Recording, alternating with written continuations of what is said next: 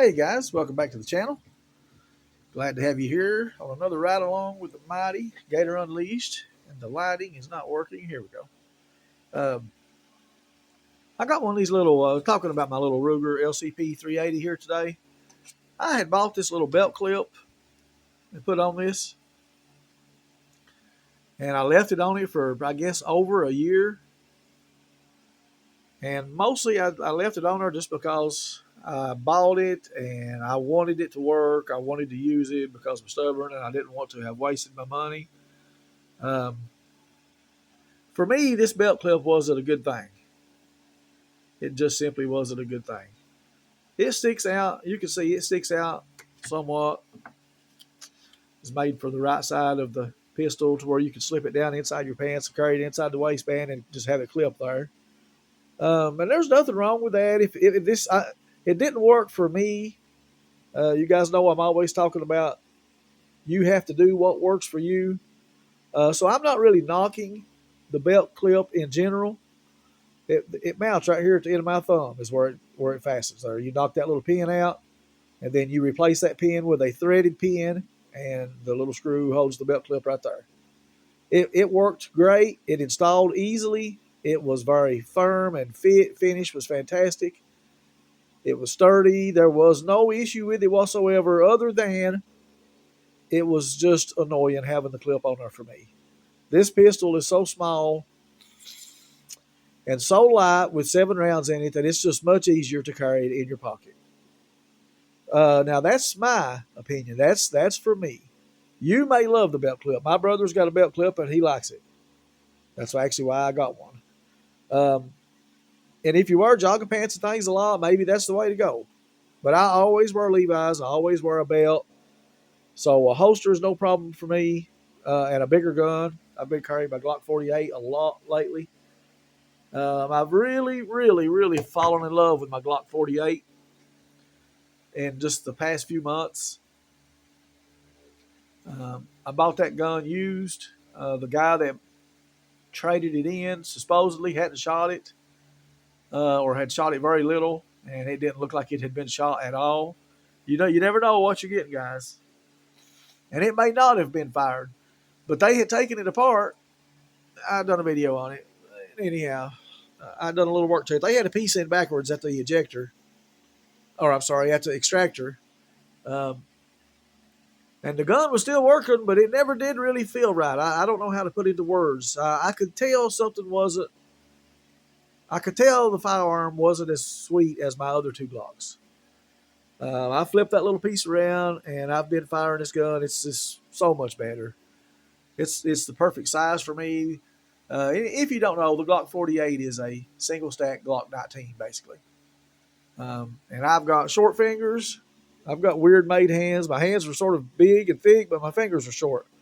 Um, so that single stack really works for me. But yeah, back to the clip, back to the belt clip. I can't recommend it, guys. If you're a guy that wears Levi's all the time, where you've got a pocket and a belt that keeps your pants pulled up good, you're not going to beat that with these. If you wear jogging pants and shorts a lot, that little belt clip might work perfect for you. But I removed it, and I'm going to load this back now. This gun is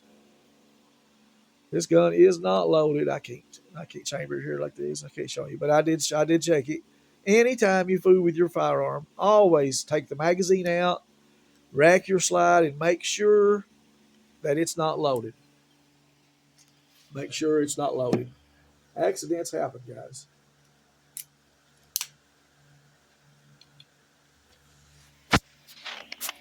Just to practice what I preach. Just for the sake of practicing what I preach. You always want to safety check your firearm. We're living in a time where these gun rights are under attack constantly. We had a mass shooting in Maine. I think there was a shooting in Florida last night. The one in Maine was really something. The media was all over at first. It was everything they wanted. He was a white guy, and he had an AR. He had used an AR-15. That's what our media really. That's the narrative that our media really wants to push. The white guy being bad and the AR-15 being a killer. 2022, there was more people killed in the United States of America by hammers than there was by AR-15 rifles. Just let that fact consume you for a little bit. Um, Also, I'm going to say this. I think that the FBI orchestrated the mass shooting in Maine. I think they orchestrated almost all of them. Um, the guy had been in the FBI's watch program. They had talked with him several times in the past few months. The guy had put all the warning labels was there as they always are. It's always anything the government's involved with turns to shit, guys. Anything that's they're involved with turns to shit.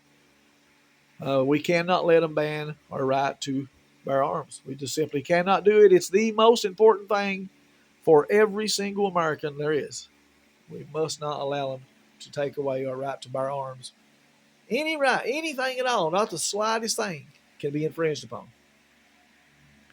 People need to read and master every detail of red flag laws. You need to understand that a judge can be corrupt.